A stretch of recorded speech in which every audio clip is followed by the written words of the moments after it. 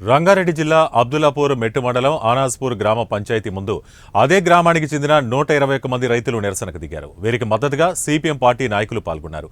గ్రామ రెవెన్యూ పరిధిలో ఒక్కొక్కరికి ఎకరా చొప్పున సీలింగ్ పట్టాలు ఇవ్వడం జరిగింది. అప్పటి నుండి వ్యవసాయం చేసుకుంటున్న రైతులకి ఇప్పటికీ 1B ఆన్లైన్ చేసి ధరణిలో ఎక్కించలేదని, వెంటనే ధరణిలో ఎక్కించి రైతులకు న్యాయం చేయాలని వారు డిమాండ్ చేశారు.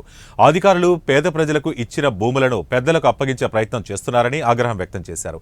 రైతులకు న్యాయం జరిగే వరకు ఈ నిరసన కార్యక్రమం ఆపేది లేదని రైతులు, సిపిఎం నాయకులు హెచ్చరించారు.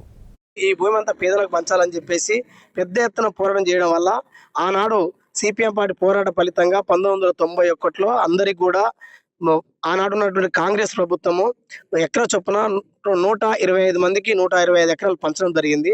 ఆ తర్వాత వాళ్ళు పాస్బుక్లు కూడా ఇచ్చారు, ఆన్లైన్లో కూడా ఎక్కిచ్చారు.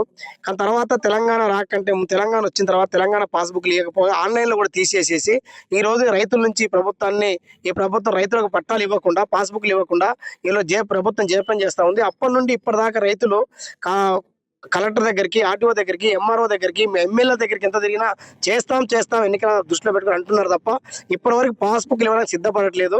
కాబట్టి మళ్ళీ వెంటనే వీళ్ళందరికీ పట్టా పాస్బుక్లు ఇవ్వడం వల్ల రైతు బంధు వస్తుంది, రైతు బీమా వస్తుంది, కనీసం ఇళ్లల్లో లాభం పొందే అవకాశం కూడా ఉంది.